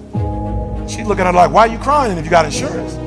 Because my wife's identity is in her waking up and working every day. She went to school to be a registered nurse. She went to school to do breast and cervical cancer. She didn't want to be at home. She didn't want to be no home wife. She literally went to school to be a nurse. She loves her job. But when they told her she had to quit, my wife was like, I don't know what I'm gonna do. I said, how much you make? She told me 5,000. I said, 5,000 times 12 is how much? 60 times 30 years, how much? 1.8 million. I woke up every day hunting 1.8 million. I'm number one in the world, not because I'm a better speaker. I'm not number one in the world because I look the best, because I dress the best. I'm not number one because my enunciation is the best, because I use the best words, because I got the best sentence structure, because I come from the best background. I became number one because I woke up and I hunted down the 1.8 mil so my wife would never have to work again. If you waking up every day and you want a Rolls Royce, you ain't about to beat me. If you waking up for a Bentley, you ain't about to beat me. If you waking up for a gold chain, you ain't about to beat me. If you woke up for a Rollie, you ain't about to beat me, because you're going after material stuff. I'm going after my boo. I'm going after my baby. I'm going after my high school sweetheart. I'm going after my kids so they can see their mom and their mama don't die. I'm making sure their mama don't get in a wheelchair if I can help it. If their mama don't lose her sight, if I can help it. If her mama don't lose her memory. So I start studying MS like I had it. I start studying MS. Your problem is you're not studying this product like your life count on it, like your life depend on it. You playing with this product. You know what? You like the people that work for me that want to check and they never end up getting it. But the people who work for my company act like they own it.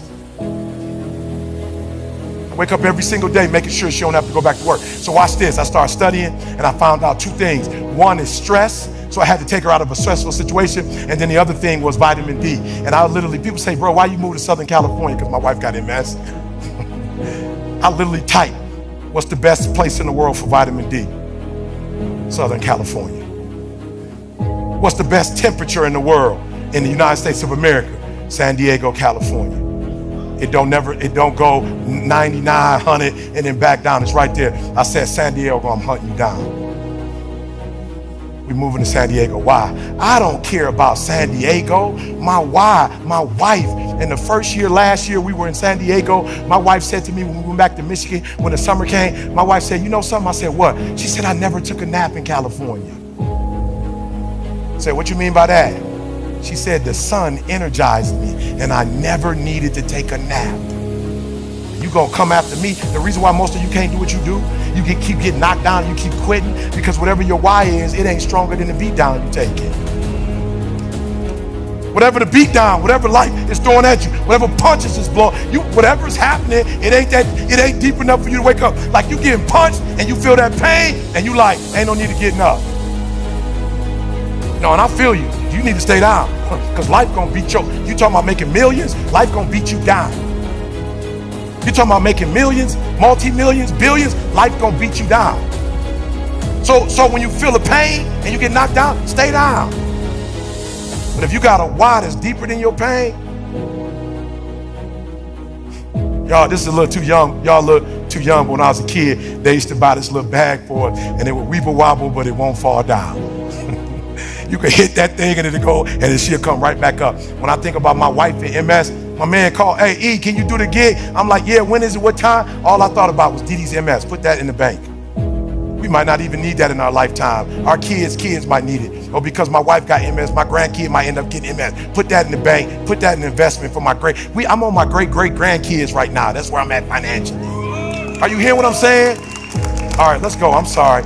Sam, don't kill me. Without a vision, there's no direction. Without direction, there's no progress. The reason why you're struggling getting up because you don't have nothing to get up for.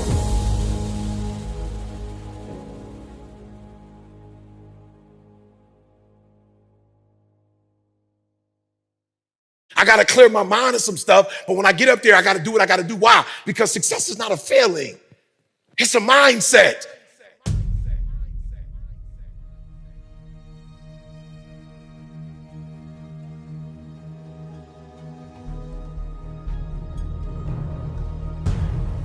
I need you to clear your mind of every single thing that's in it that's stopping you from being successful. The first one is what everybody else thinks. One, here's what I need y'all to do for me. I only need you to worry about what one person thinks.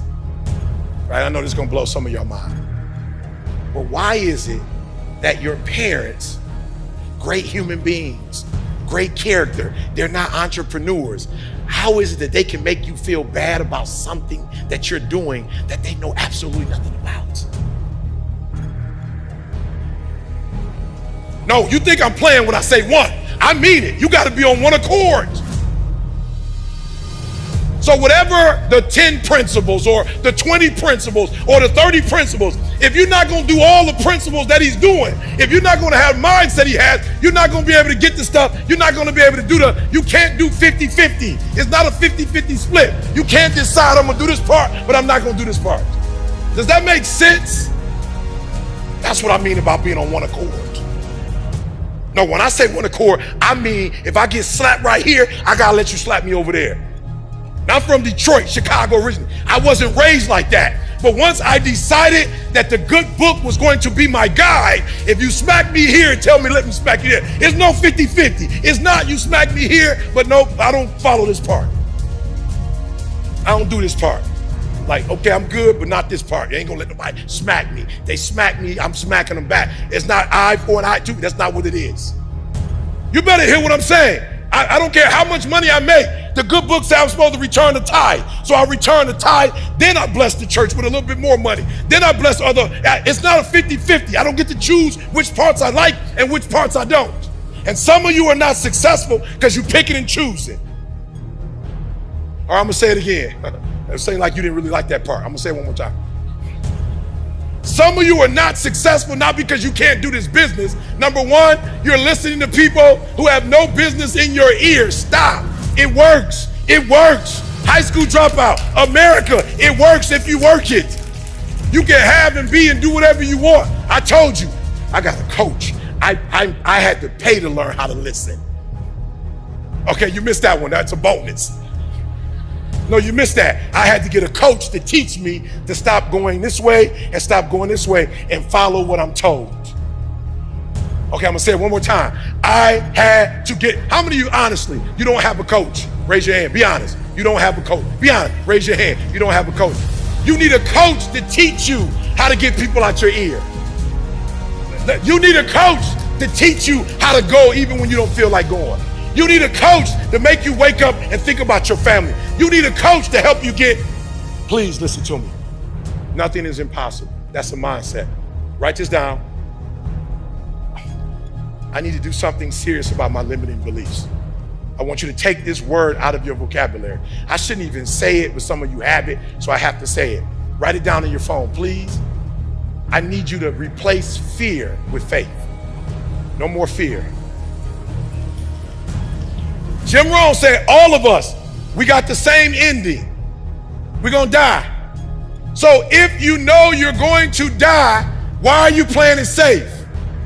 Like if you know you're gonna die, why are you listening to other people tell you about your life? If you're gonna die, why don't you live your own life? Man, that's what I loved about my grandma. She drove until she was 89 years old. She died in her own home. She didn't die nowhere else. My grandma lived her life on her terms. My grandma got her hair done every 2 weeks. She still was getting her hair done. She was still going and getting massaged. She was still going to get manicure and pedicure. With the little money she had, she lived life on her terms. And guess what? There were some people in my family that didn't like the fact that she lived life on her terms and didn't care what they thought. But you know what? She died on her terms. You're gonna die anyway. Don't die on your grandma's terms. You're gonna die anyway. Don't die on your friend's terms. You're gonna die anyway. Don't die on your parents' terms. If you're gonna die, die on your own terms.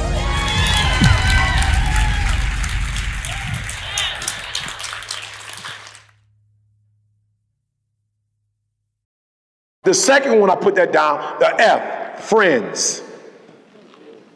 So the second one is, it's gonna be tough to make good decisions and be with people who making bad decisions. Amen.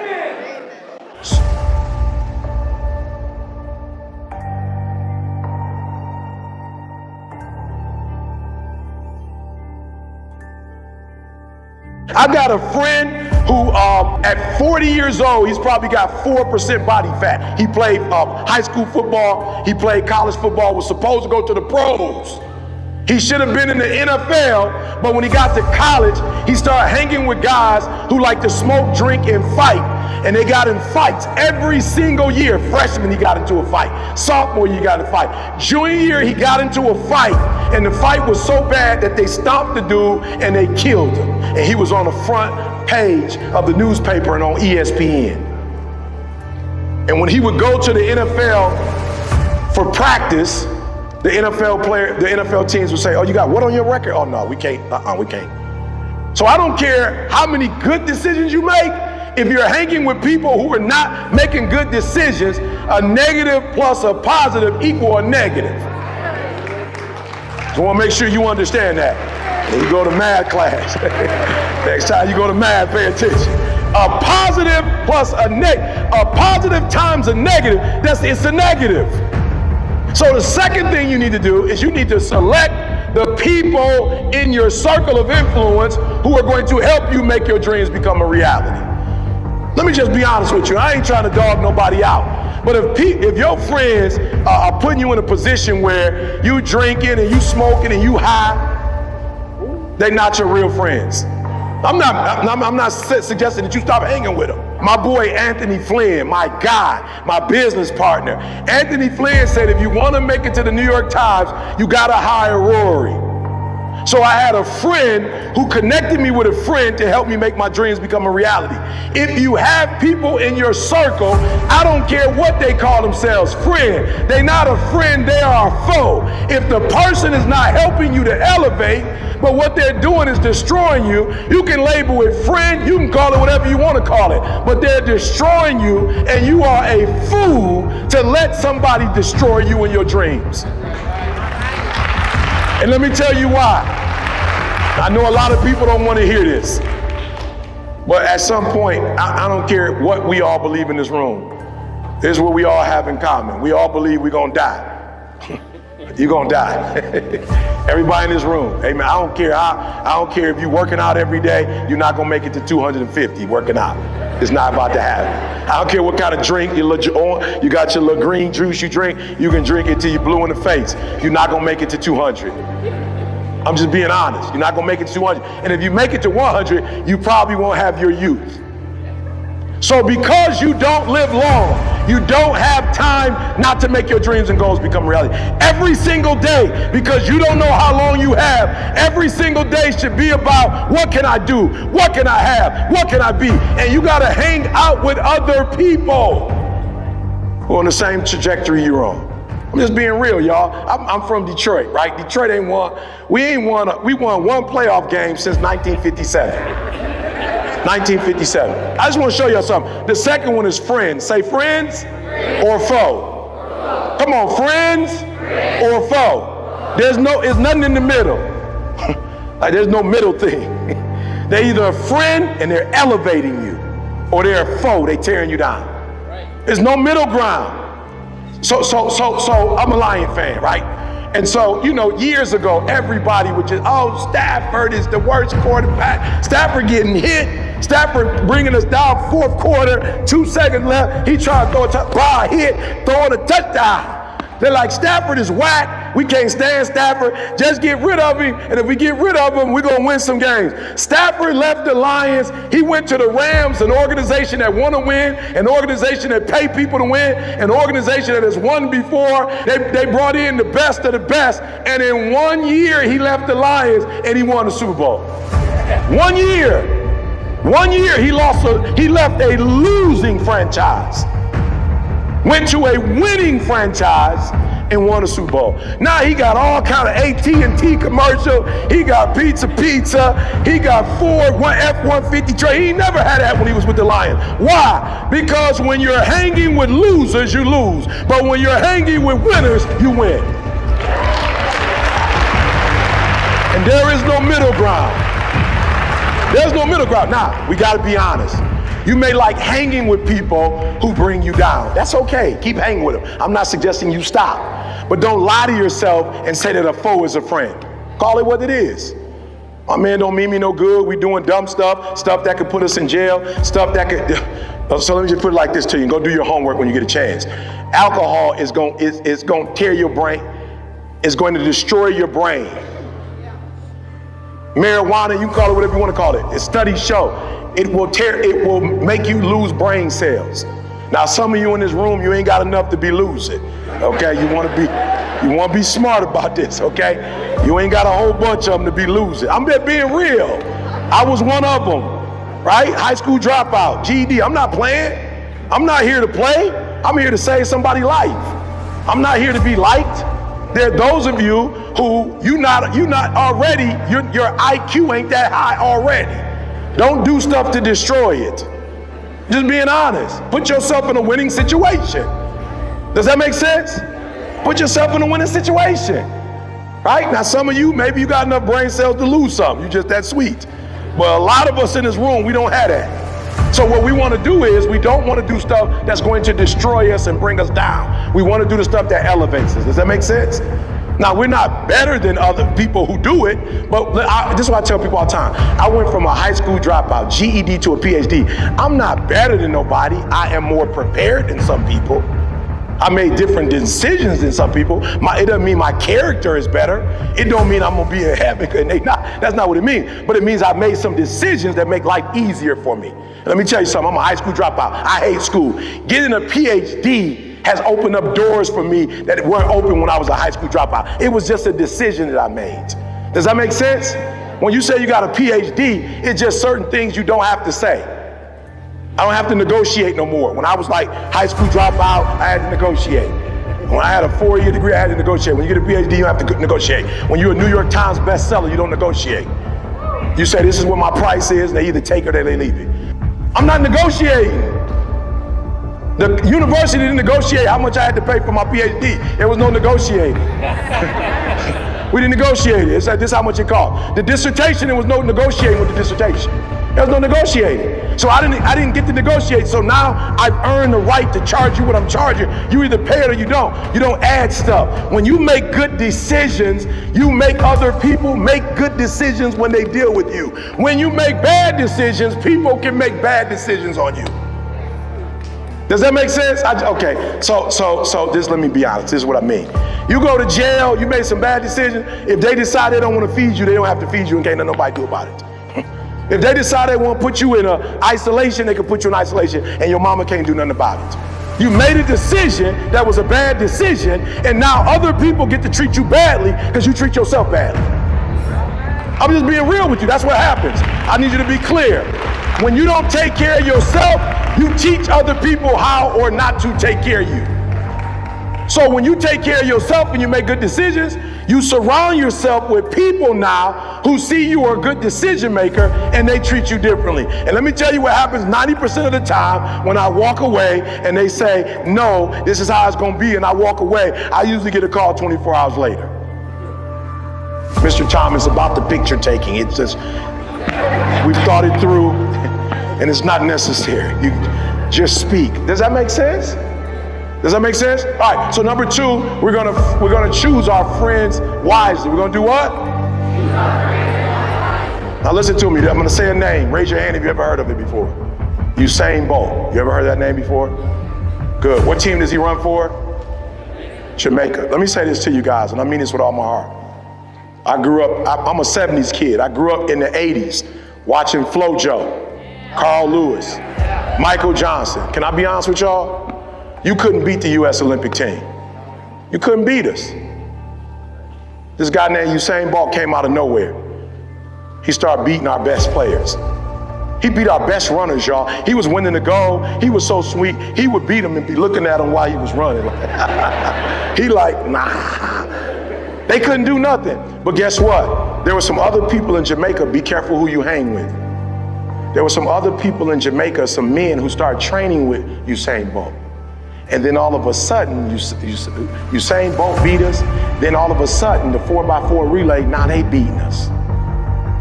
And then I guess the women found out what they were doing, and the women started practicing with him. And in the last Olympics, the women's team won gold, silver, and bronze. Our best runner, they blew her out the water. Why? Because they all started training with him. Be careful who you train with. You train with a gold medalist, you become a gold medalist. You train with silver, you become silver. You train with bronze, you become bronze. You start training with people who do not qualify, you no longer qualify. I made a decision to get the New York Times, and I got with a friend who connected me with somebody who had already got 3 books that were New York Times bestseller and helped 5, 6 other people get it. And so when I joined, it was easy for me to do it because I started hanging with people who did it. If you're a high school, if you're struggling in school, you probably need to start running with A students. Go and get your little lunch money and start paying for them to eat.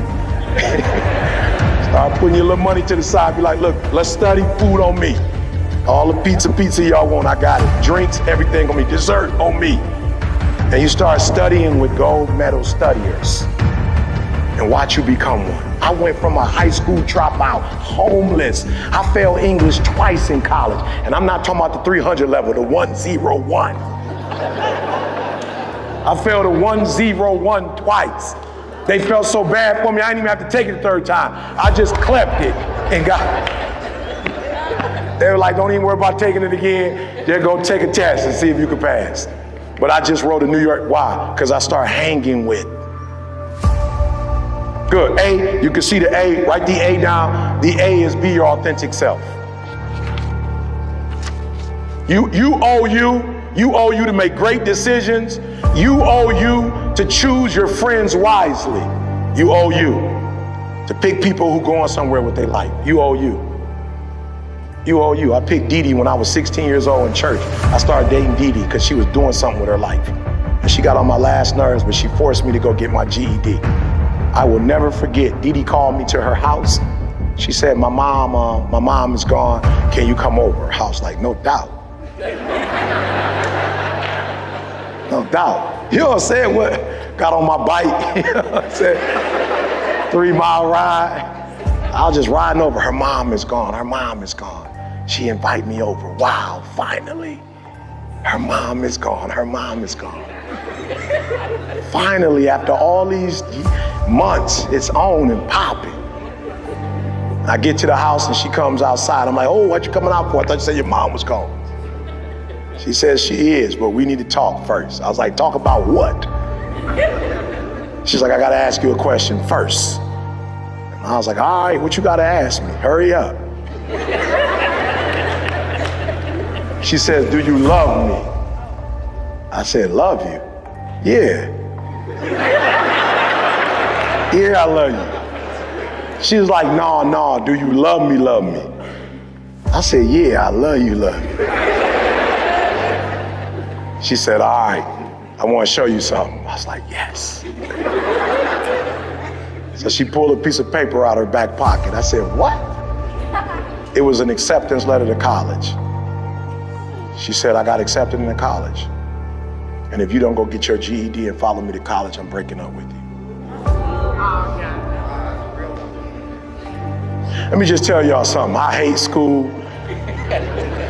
Never liked school, dropped out of school, but when she said that, I might be a little slow, but I ain't stupid. I went to night school, studied and passed my GED and followed to college. We've been married almost 33 years.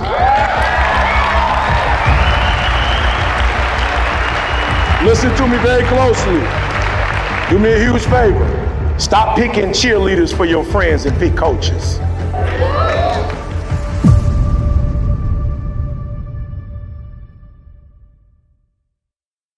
You need to stop giving your idea to family. You need to stop giving your ideas to friends. You need to give your ideas to people who know how to make ideas happen.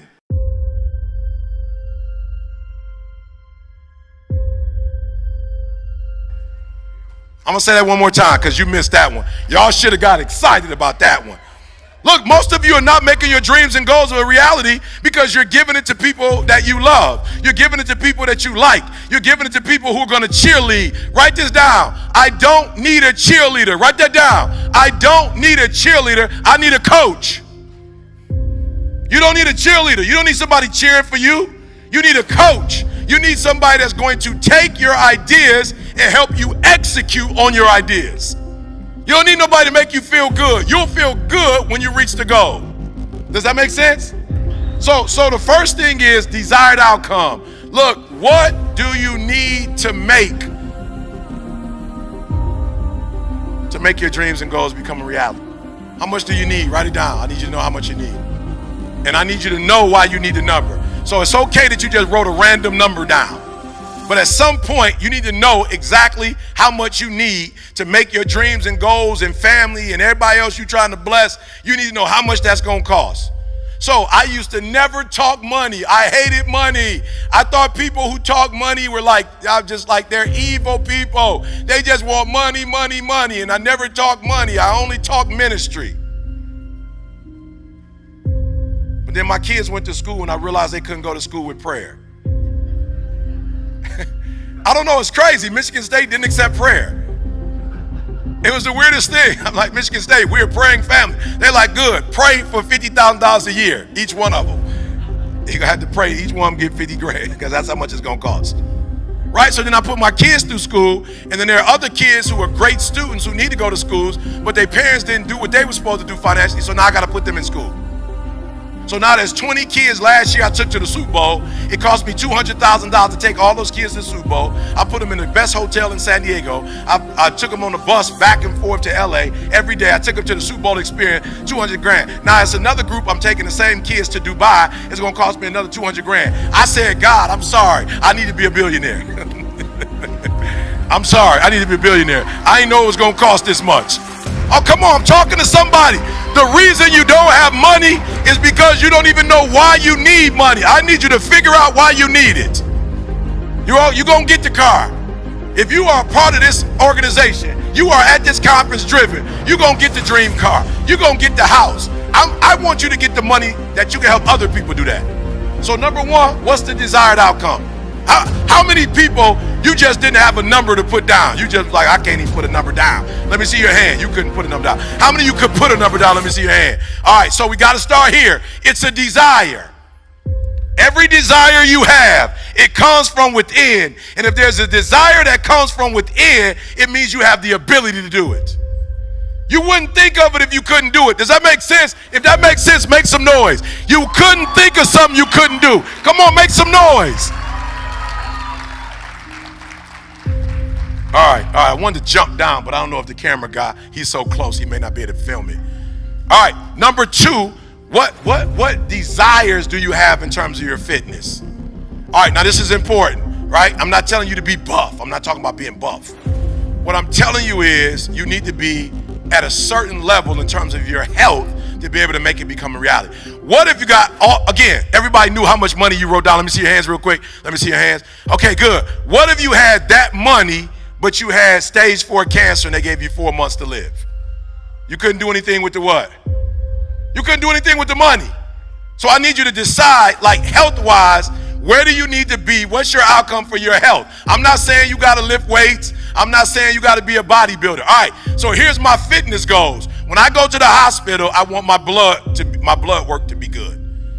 So when I go to the hospital, I just want them to say, you don't have a diabetes, you don't have high blood pressure, your blood was clean. Does that make sense?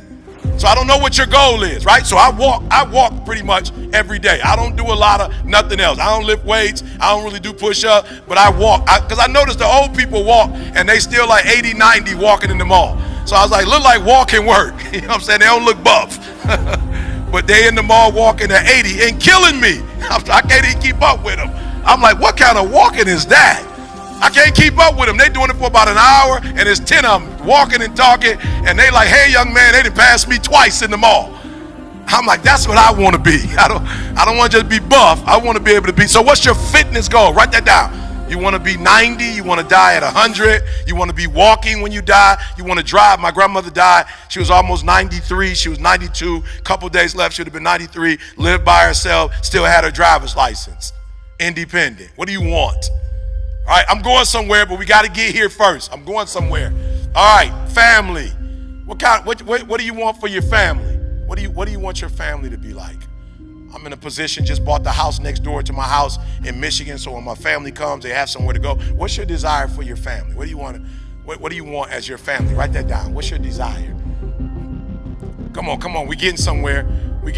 What about your faith? What do you desire to do? Like, I'm not really, I wake up every morning, 3 o'clock, first hour of my day, I dedicate it to my walk and talk with God. What's your faith? I'm not suggesting a particular one for you. I'm not telling you what to do, but if you have a faith, what is it, and how healthy do you want it to be? It's your desired outcome. What kind of fun do you want to have? I just go to Dubai for fun. Anytime I want to have fun, I just go to Dubai. That's my spot for fun. That's just my spot. And then there's a spot, Escarit in Mexico. That's another spot that I like to go to. But those are my two spots when I want to go close, Mexico. When I want to go far, Dubai. Like when I don't want my phone to work, I go to Dubai.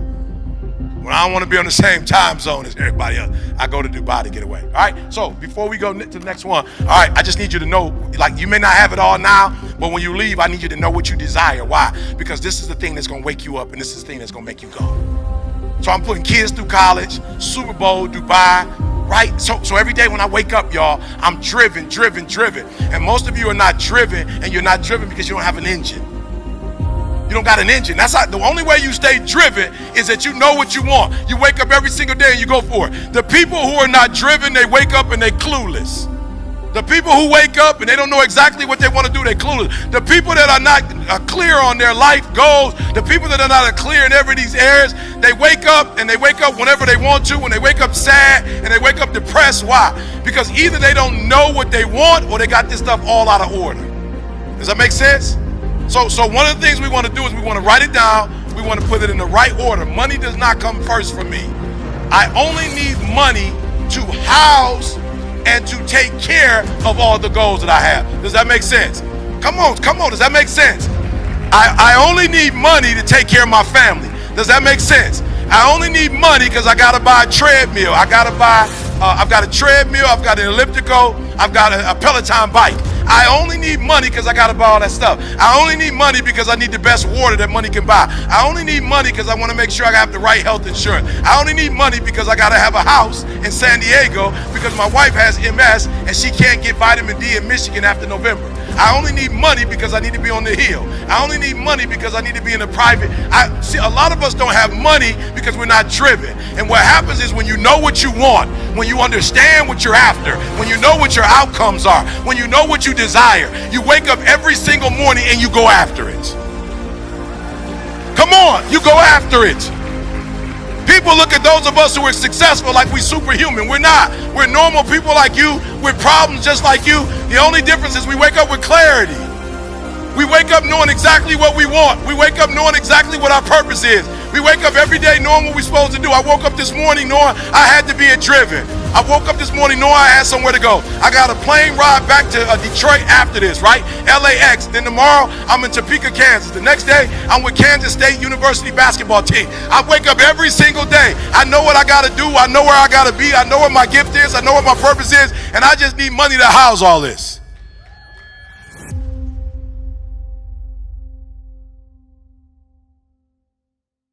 We can go fast alone, but we can go further together.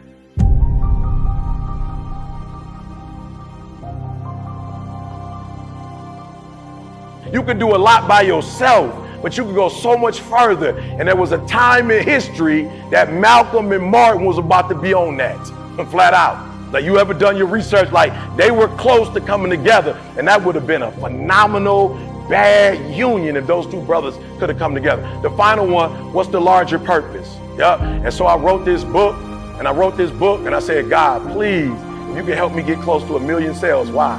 Because the more money I make, the more kids going to college, right? And Candace is here. She's in the back. She used to work, was one of my students when I was at Michigan State grad assistants. And she went to college, east side of Detroit. She went to college because of Bill Gates. She came on the Bill Gates Millennium Scholarship and the Steve Smith Scholarship. Again, she was at Michigan State. And I remember saying to myself, like, yo, that's crazy. Bill Gates ain't even been to Detroit. Like, my man ain't from the west side, he ain't from the south side. You know what I'm saying? Like, he ain't from the east side, I'm from Chicago. He ain't never been to the south or the west. But my man has made a decision, and he's done so well for himself that he paying for any kid. I was like, God, I love my man to life, but ain't no way he should be able to do what I should be doing for my community. So bless me. Every business I touch, let it blow up so I can be a blessing to my people. So the last one is a larger purpose other than Jalen, who I love, my son, a larger purpose than Dee Dee, my wife, who I love, a larger purpose than Jada, my daughter, who I love, a larger purpose than my mama, who I love. And every day I'm getting on YouTube, 3 a.m. I'm putting a message out, 12 o'clock noon I'm putting a message out, 5 o'clock I'm putting a message out. I ain't asking for no money, but I know the larger picture. You got cats like Meek said, E, when I was in jail, I was listening to your stuff. Wallow was like, E, when I was in jail, I was listening to your stuff. And I didn't know Meek before. I didn't know he was listening. Wallow, I didn't know he was listening, but I just put that stuff out and put that stuff out and put that stuff out because I realized it's a purpose bigger than Eric Thomas. And when I leave this earth, I want to leave my stuff behind that even when I'm gone, my stuff will still be penetrating in school, still penetrating in colleges, still penetrating in prisons. And so we have a larger purpose to get to. Now listen to me before we get out of here. You can't guarantee the outcomes, but you can guarantee the amount of soul you put in something. Right? I tell people all the time, I promise you I'm not the best. I'm a high school dropout. I got a crazy start, but everything I put my hand in, I put soul into it. Everything I do it. It's something said, whatever your hand find to do with all your might. Whatever your hand find to do with all your might. And if you are faithful over few, I'll make you rule over many. I read something that said, find a man that's diligent at his work, and he shall stand before kings and queens and not mean men. That thing is real. All right, let's go to the last one. I'm gonna let y'all get out of here. All right, take ownership. 5 steps of taking ownership. All right, and I wish my young folks was here because I'm sure many of you in the room, you way beyond this. But again, that's who they told me I was going to be talking to, so take this back to them. Number 1, let's let our young people know we got to stop playing the blame game. All right? We got to take full ownership. And the day my life changed, listen to me, I didn't get no taller. I did get a little wider, right? I ain't get no taller. I ain't get no new voice. Like, I didn't get a new set of parents. Like, my life didn't start all over again in a new city. Like, I didn't get no new resources. Matter of fact, me and CJ, we started this thing in 2006. We have never had a sponsor, y'all.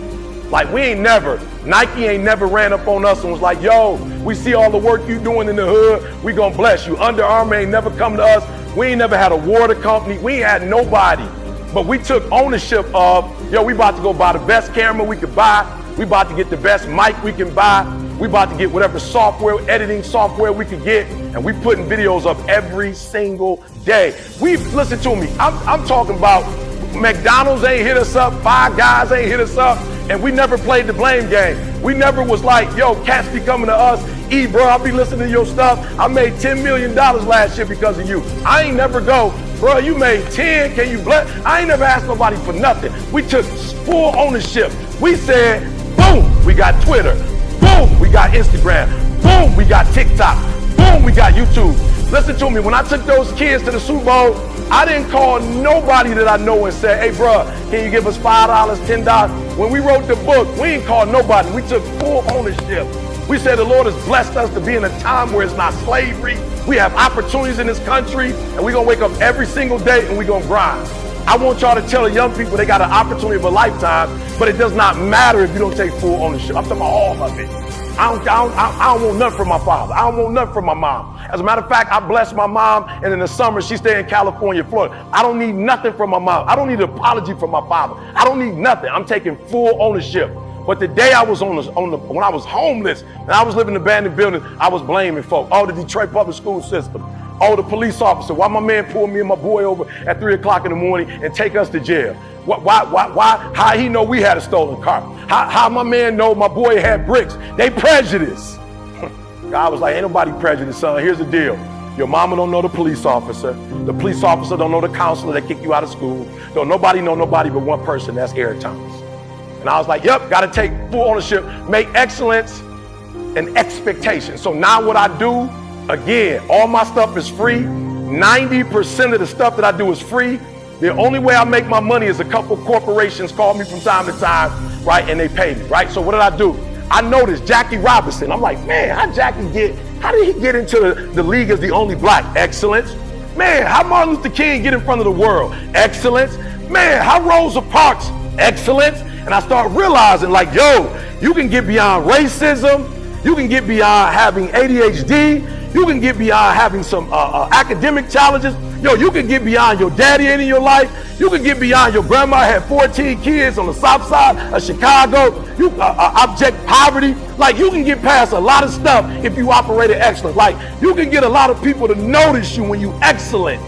CJ, you got to help me with this. How much was our first gig, C, when we first started doing the school district? How much did they pay us? $100 out the vending machine.